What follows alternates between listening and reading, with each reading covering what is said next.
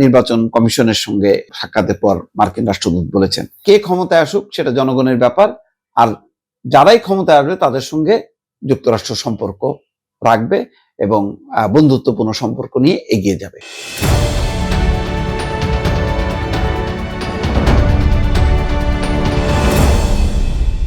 আজকে একটা গুরুত্বপূর্ণ বিষয় ছিল, জামাতের আমির ডাক্তার শফিকুর রহমানের সঙ্গে মার্কিন নবনিযুক্ত রাষ্ট্রদূত এবং ইউরোপীয় ইউনিয়নের রাষ্ট্রদূতরা দেখা করেছেন।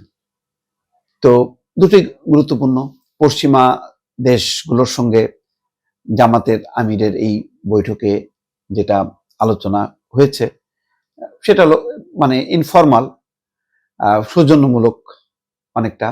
যেহেতু জামাতের আমির দায়িত্ব নেওয়ার পর প্রথমে তারেক রহমানের সঙ্গে সাক্ষাৎ করেছেন, প্রধান উপদেষ্টার সঙ্গে এরপর সাক্ষাৎ করেছেন, এখন সেই রীতি অনুযায়ী ডাক্তার শফিকুর রহমান তার সঙ্গে সাক্ষাৎ করেছেন।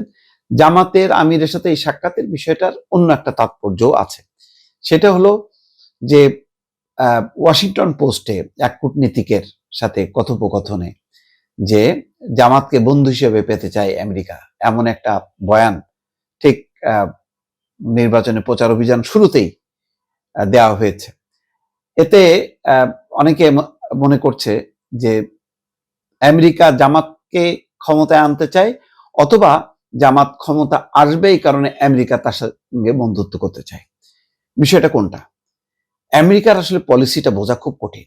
তারা সামনে যা বলে পেছনে থাকে আরেকটা, পেছনে যা থাকে সেটা সামনে আনে না। তো এই জন্য বোঝা খুব কঠিন, কিন্তু কিছু কিছু বডি ল্যাঙ্গুয়েজে তার বুঝতে হয়। সেই বোঝার মধ্যে যেটা হলো যে দেখেন, এখন সমস্ত ভারত থেকে শুরু করে সবাই নতুন করে তারা আগের যেই এটা ছিল যে শুধুমাত্র হাসিনা মুখী যে কূটনীতি, সেই কূটনীতিটা এখন সমান ভারসাম্য আসছে। এখন তারা মনে করছে যে ক্ষমতায় যেই আসুক না কেন, যেটা নির্বাচন কমিশনের সঙ্গে সাক্ষাতের পর মার্কিন রাষ্ট্রদূত বলেছেন যে কে ক্ষমতায় আসুক সেটা জনগণের ব্যাপার, আর যারাই ক্ষমতায় আসবে তাদের সঙ্গে যুক্তরাষ্ট্র সম্পর্ক রাখবে এবং বন্ধুত্বপূর্ণ সম্পর্ক নিয়ে এগিয়ে যাবে। এটাই হওয়া উচিত এবং সেটাই তারা বলেছে। কিন্তু যেহেতু একটা তাৎপর্য আছে যে জামাতকে কিভাবে দেখছে এখন পশ্চিমারা, জামাত একটা ইসলামী রাজনৈতিক দল, তার নামটাই হচ্ছে জামাতে ইসলাম। সুতরাং একটা বাড়তি উদ্বেগ, উৎকণ্ঠা, কৌতূহল সব মিলায় কিন্তু জামাতের দিকে আছে। বিএনপিকে যেভাবে একটা গণতান্ত্রিক দল হিসেবে দেখে, যে প্রচলিত গণতান্ত্রিক যে রীতিনীতি সারা বিশ্বে প্রচলিত, তার সাথে বিএনপি মেলে, আওয়ামী লীগ মেলে, কিন্তু জামাত মেলে না। জামাতের মেলে হচ্ছে ইসলামিক একটা আদর্শ, ইসলামিক স্টেট বা শরিয়া আইন প্রবর্তন, এই বিষয়গুলো নিয়ে কিন্তু পশ্চিমাদের মধ্যে যথেষ্ট পরিমাণ উদ্বেগ আছে, উৎকণ্ঠা আছে। কিন্তু জামাত বারবার বলছে যে তারা শরিয়া আইন প্রতিষ্ঠা করবে না, তারা গণতান্ত্রিক রাজনীতিটাই করবে। আর এই কথাটা বলতে যে আবার ইসলামী আন্দোলন, হেফাজত, তারা কিন্তু আবার দূরে সরে গেছে। তারা বলছে যে না, জামাত ইসলাম কোনো ইসলামিক দল না। এমনকি হাসনাত আবদুল্লাহর একটা বাইটও শুনছিলাম, তিনি বলছেন যে জামাত ইসলাম কি আবার ইসলামী রাজনৈতিক দল নাকি, এমন একটা সোশ্যাল মিডিয়ার এতেও আছে। যাই হোক, জামাত নিয়ে নানা তর্ক বিতর্ক আছে এবং জামাতও তার ভেতরে কি আছে, তার দলীয় গঠনতন্ত্র সবই আছে ইসলামিক আদর্শ প্রতিষ্ঠা করা। তার দলের যে কাঠামোগুলো, সেই কাঠামোগুলো এত বেশি ক্যাডার ভিত্তিক, তাতে মনে হয় যে অন্য মানে গণসংগঠন যেমন বিএনপি বা আওয়ামী লীগের, তেমনটা কিন্তু জামাতের না, ক্যাডার ভিত্তিক ধর্মীয় রাজনৈতিক দলগুলোর যা হয় তেমনটা।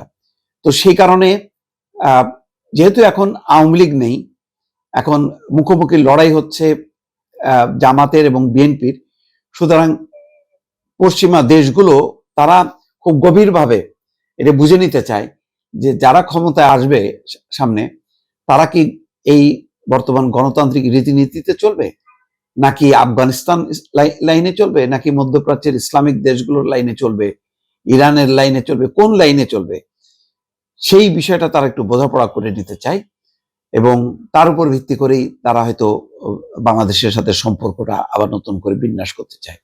সুতরাং এই অবস্থান থেকেই তারা কিন্তু বারবার দৌড়াচ্ছে, বোঝার চেষ্টা করছে, এবং তারা যদি মনে করে যে না, ভবিষ্যতে জামাত ইসলাম ক্ষমতায় আসলে এখানে উগ্রপন্থার আরো মানে তার বিস্তার ঘটবে, একটা জঙ্গিবাদের দিকে চলে যাবে, তখন কিন্তু তারা ভিন্ন অবস্থানটা নেবে। এমন সেই ভিন্ন অবস্থানে তারা কার সহযোগিতা নেবে, ভারতের সহযোগিতা নেবে কিনা, নাকি নিজেরাই অন্য কোনো অবস্থানে চলবে, সেই বিষয়টা এখনো কিন্তু পরিষ্কার না দর্শক।